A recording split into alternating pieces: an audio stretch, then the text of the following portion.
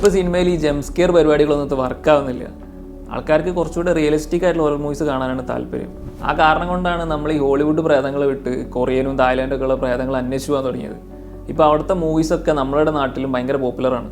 പക്ഷേ അത്ര പോപ്പുലർ അല്ലാത്ത വേറെയും സ്ഥലങ്ങളിലെ മൂവീസ് ഉണ്ട്. അതിലൊന്നാണ് ബംഗ്ലാദേശി മൂവീസ്. കണ്ടന്റ് വൈസ് തായ് മൂവീസായിട്ട് ഒരുപാട് സിമിലാരിറ്റി ഇതിനുണ്ട്.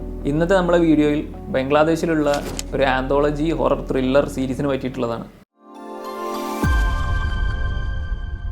2022 ഈ ആന്തോളജി റിലീസായത്.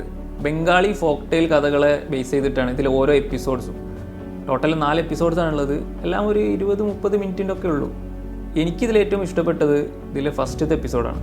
വളരെ നോർമലായി തുടങ്ങി ക്യാരക്ടേഴ്സിനെല്ലാം ഒരു സ്ഥലത്തേക്ക് കൊണ്ടുവന്ന് പിന്നെ ആ സ്ഥലത്ത് വെച്ച് നടക്കുന്ന കുറേ അൺഎക്സ്പെക്റ്റഡ് സംഭവങ്ങൾ. ഒരു ലൈഫ് ഓർ ഡെത്ത് സിറ്റുവേഷനൊക്കെ നമുക്ക് ഫേസ് ചെയ്യേണ്ടി വന്നാൽ നമ്മൾ അതിനെങ്ങനെ ഹാൻഡിൽ ചെയ്യും, അതിൽ നിന്ന് എങ്ങനെ സർവൈവ് ചെയ്യുന്നുള്ളതൊക്കെയാണ് ഇതിൻ്റെ ഒരു സ്റ്റോറി ലൈൻ. ക്ലൈമാക്സ് വരെ അതിന് ടെൻഷൻ ഇങ്ങനെ ബിൽഡ് ചെയ്താണ് പോകുന്നത്. അതൊക്കെ നല്ല വർക്കായിട്ടുണ്ട്.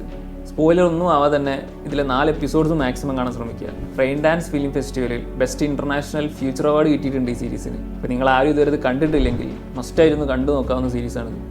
ഈ ആന്തോളജിയുടെ ഒരു സീക്വൽ അവർ കഴിഞ്ഞ വർഷം അനൗൺസ് ചെയ്തിട്ടുണ്ടായിരുന്നു. ഇപ്പോൾ അതിൻ്റെ ഒരു ട്രെയിലർ യൂട്യൂബിൽ റിലീസായിട്ടുണ്ട്. നെക്സ്റ്റ് ഇയർ തന്നെ എന്തായാലും ഇതിൻ്റെ ഒരു റിലീസ് ഉണ്ടാവും. അടുത്തൊരു വീഡിയോ ആയിട്ട് നമുക്ക് വേറെ ദിവസം കാണാം.